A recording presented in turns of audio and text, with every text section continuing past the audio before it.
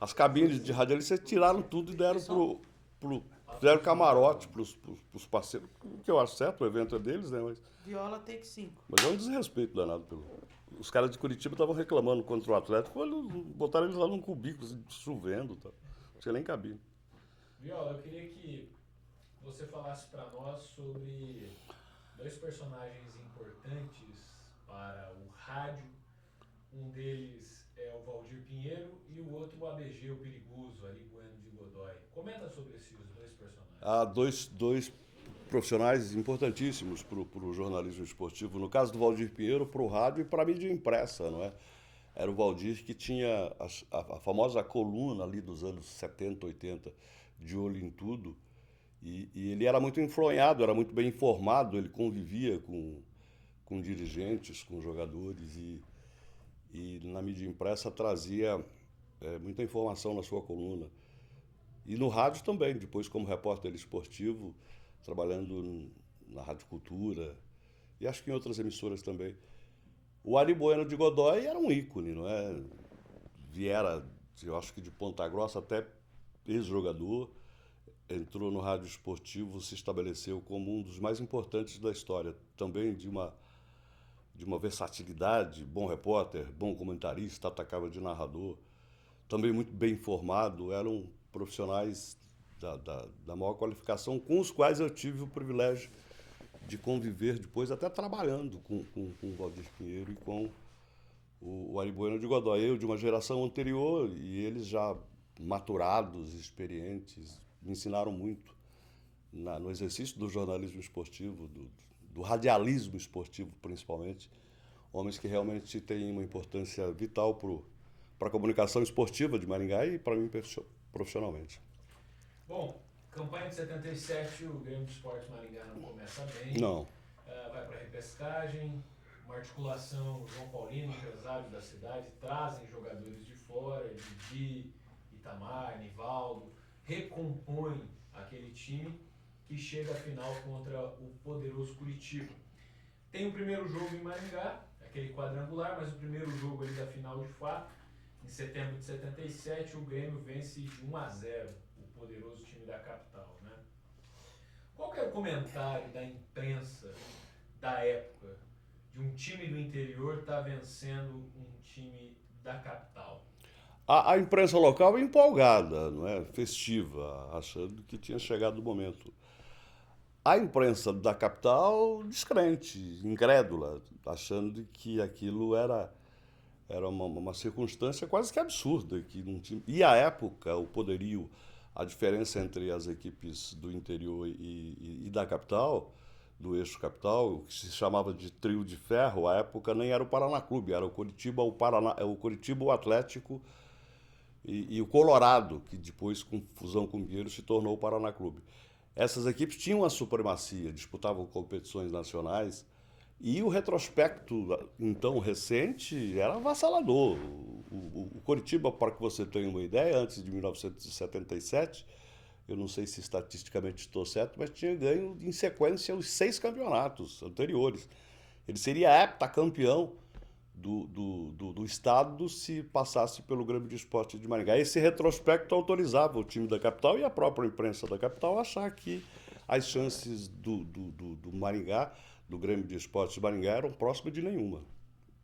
Legal. Bom, mas aí dá a vitória no estadual de 77 e o Grêmio consegue o acesso para disputar o nacional.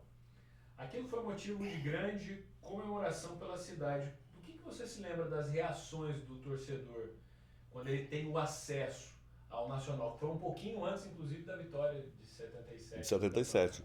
É importante esclarecer, por exemplo, que ele não conquistou o acesso tecnicamente. Esse acesso não foi conquistado no campo. Diferentemente do que é hoje, quando as agremiações ascendem nas competições nacionais a partir de resultado nos estaduais, à época não havia isso. Então o Grêmio poderia ter sido campeão de 77, como de fato foi, e não disputar o campeonato nacional, porque a competição nacional, à época, era por indicação. Né? A CBF, acho que até a CBD, até nessa época, convidava os times. Havia os times que naturalmente estariam ali, que seriam os principais do estado, e os principais do estado eram Atlético e Coritiba, depois o Colorado, e numa quarta opção o Maringá Futebol Clube, ou um time do interior. Tanto que o Colorado reivindicava esta vaga do campeonato brasileiro. Mas houve ingerência, intervenção política, né?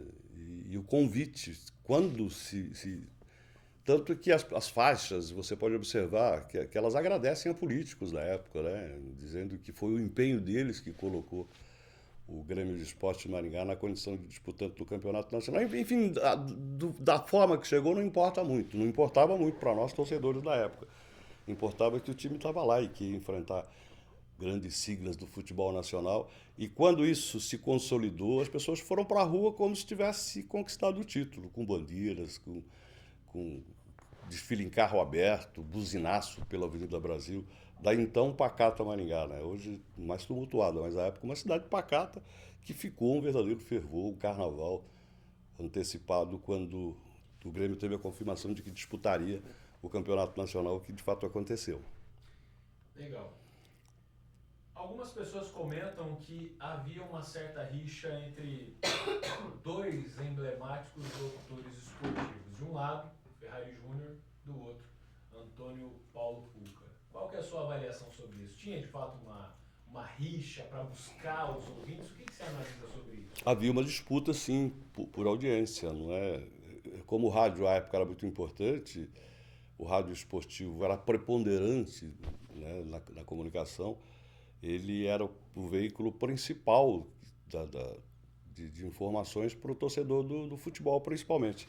E haviam duas vertentes do rádio esportivo, uma capitaneada por Antônio Paulo Pucca e outra pelo emergente Ferrari Júnior, trabalhando em prefixos diferentes. Eles disputavam, mas eu não me lembro, eu até tive o privilégio de conhecer a ambos, conhecer os dois. Eles não se agrediam mutuamente, não trocavam agressões, mas a gente percebia que a disputa pela audiência era muito intensa. E entre os admiradores havia uns que gostavam mais de um, gostavam mais de outro. Espero que você não me pergunte de qual eu gostava mais, porque eu, na verdade, como era muito interessado mais no esporte do que na polêmica, acompanhava os dois. Então, não raro, no meio-dia, quando os dois programas aconteciam, levava o receptor e ficava zapeando, como hoje se fala, né, para ouvir os dois, para ter uma informação total do que estava acontecendo no âmbito do esporte que palpitava naquela época, que era o futebol do Grêmio de Esporte de Maringá. Legal. Bom, vamos dar um salto agora, analisar um pouquinho mais o que está acontecendo nos dias de hoje. A partir de 2010, o Maringá passou a ter dois times profissionais novamente no páreo, né? O Grêmio Metropolitano Maringá, comandado pelo Zebrão, e o Grêmio de Esportes Maringá de Aurélio Almeida.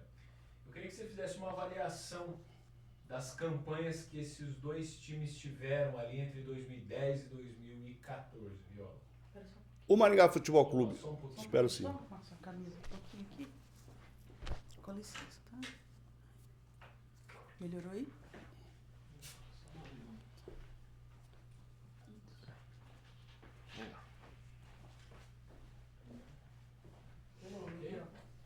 Pode responder, Viola, vamos lá. A trajetória das duas equipes a partir desta época, as trajetórias são bem diferentes. O Maringá Futebol Clube em ascendência e o Grêmio em decadência. Essa questão de Grêmio eu preciso deixar bem claro. Ainda hoje se discute o Grêmio verdadeiro, o Grêmio certo, o Grêmio errado. Não há nem Grêmio certo, nem Grêmio errado, nem Grêmio mentiroso, nem Grêmio verdadeiro. O que há são equipes diferentes com a mesma denominação. O Grêmio Esportivo Maringá, de 62, 63 até 71, é um.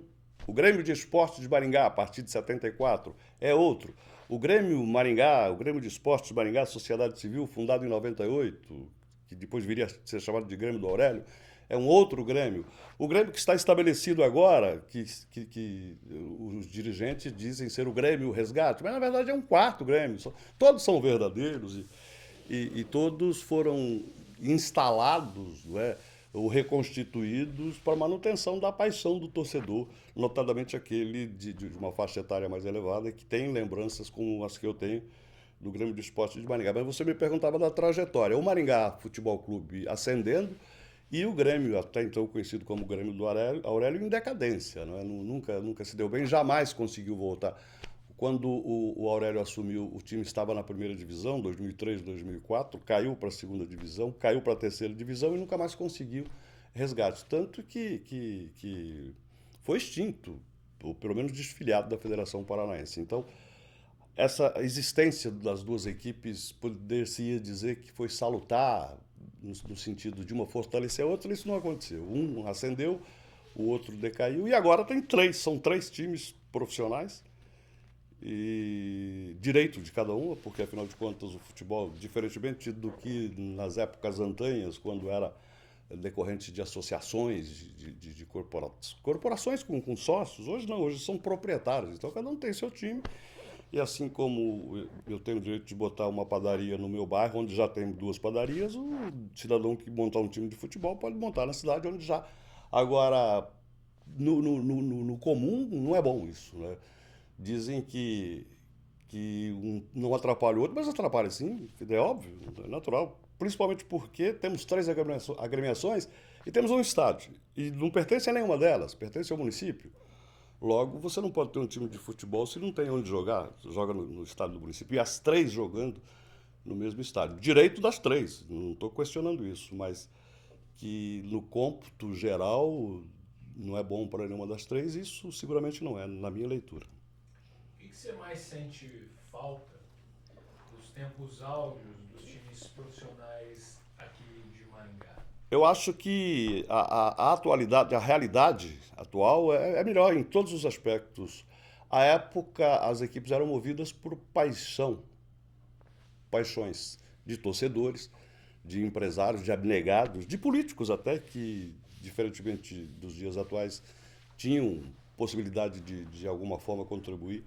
Então os times eram mantidos desta forma. Hoje, diferente, mas hoje mais organizados. Veja o caso do Maringá Futebol Clube, que chega à condição de vice-campeão do estado 2 vezes consecutivas, que leva públicos espetaculares ao estádio. Tenho saudade, sim, por conta de que cresci vendo o Grêmio, por exemplo, enquanto instituição esportiva, mas nenhum deles, nem o esportivo, nem o de esporte, nem os seguintes, eram tão organizados como são hoje as equipes. Falo do Maringá, mas tem que citar o Aruco também, e o próprio Grêmio, que está ressurgindo, não se estabeleceu ainda, a gente não sabe, mas a expectativa é de que elas sejam equipes melhores organizadas do que foram aquelas que conquistaram glórias pontuais, mas seguramente não tinham uma estratégia administrativa, tanto que todas sucumbiram de forma vergonhosa.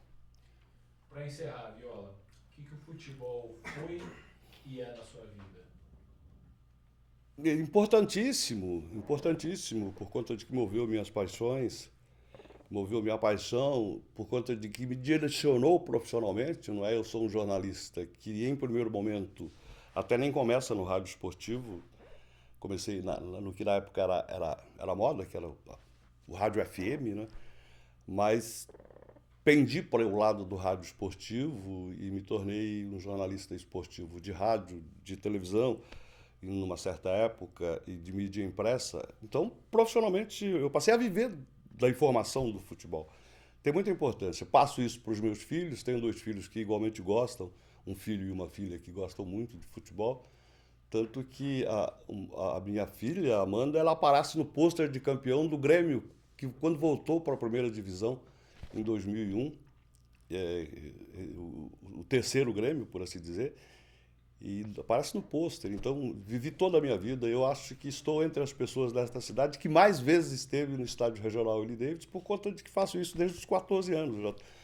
Eu já passei de 60 alguns anos, então eu tenho um envolvimento com o futebol muito intenso, e não de contemplar, de participar. Conheci muitos dirigentes, muitos jogadores, convivi à época que o chamado setorista, infiltrava-se entre os jogadores, frequentava as concentrações, nos treinos, estava sempre ali, então convivi de forma. Hoje isso é limitado, hoje já não há mais esse acesso, mas ainda assim eu tenho um contato muito grande com pessoas ligadas ao esporte, ao futebol principalmente, seja com atletas, com comissão técnica, com dirigentes e principalmente com torcedores como eu, com os quais eu convivo no dia a dia. Show de bola, Viola. Maravilhosa. Obrigado. Ótimo. Viola, vou fazer umas fotos suas agora, tá? Fazer o quê, menino?